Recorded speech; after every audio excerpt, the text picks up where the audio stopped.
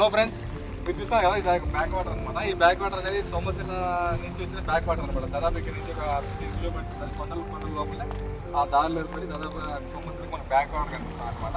So ఇప్పుడు చూస్తున్నారు కదా మొత్తం చుట్టుపక్కలంతా దాదాపుగా ఇక్కడ 14 ఒక 10 నుంచి 14 ఊర్లు ఉన్నాయన్నమాట, చిన్న చిన్న ఊర్లు. అదే ఇక్కడ ఎమ్మెల్యే గారి ఊరు కూడా ఇక్కడే ఉంది దాదాపు ఇప్పుడు ఒక కొన్ని సంవత్సరాల కిందట. సో తర్వాత ఎప్పుడైతే బ్యాక్ వాటర్ అనేవి సమస్యల నుంచి ఎక్కువ ఫ్లో అయ్యాయో సో అది వెనక రావడం వల్ల దాదాపుగా చాలా ఊర్ల మీద ఇంపాక్ట్ పడింది. సో ఇక్కడ ఇల్లు అయితే ఏం లేవు అనమాట. మీరు చూస్తారు కదా అక్కడ కనిపిస్తే కొండల దగ్గర ప్రజెంట్ అయితే ఇల్లు ఉన్నాయి. ఇప్పుడైతే ఇల్లు కూడా లేవు అనమాట అక్కడ. ఇకపోతే కదా ఈ సైడ్ మూల కనిపిస్తాయి కదా, ప్రజెంట్ ఈ మూలలో మనకి ఒంటిమిట్ట దగ్గర ఈ బ్యాక్ వాటర్ అంతా ఎక్కువ వస్తుంది అనమాట. ఒంటిమిట్ట దగ్గర బ్యాక్ వాటర్ అంతా ఎక్కువ నుంచి వస్తుంది.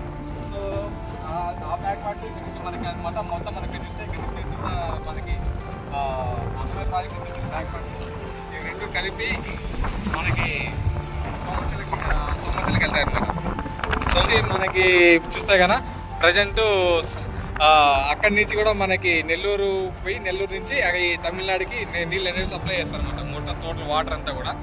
ఇంకా అయితే కన్నా ఒకప్పుడు ఇక్కడ జనాలు ఉన్నారు కానీ ప్రజెంట్ అయితే ఇక్కడ ఎవరు లేరు అనమాట. ప్రజెంట్ అయితే ఇంకా కొంతమంది వచ్చేస్తారు చేపలు పట్టే వాళ్ళందరూ కూడా. ప్రజెంట్ అయితే కానీ ఇక్కడ కూడా కొన్ని ఊర్లు ఉన్నాయి. ఈ ఊర్ల పైన కూడా ఇంపాక్ట్ పడే అవకాశం.